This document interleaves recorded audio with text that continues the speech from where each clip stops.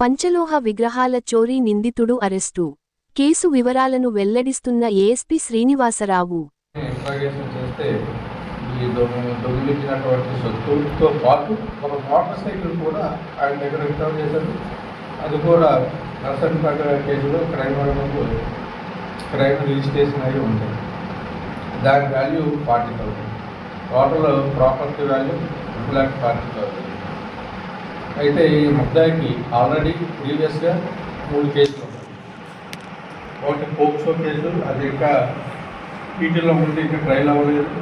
తర్వాత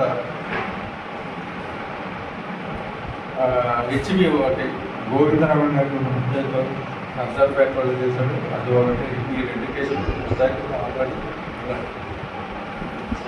so property అంతా seize చేయడం జరిగింది. కేసులో చేసినటువంటి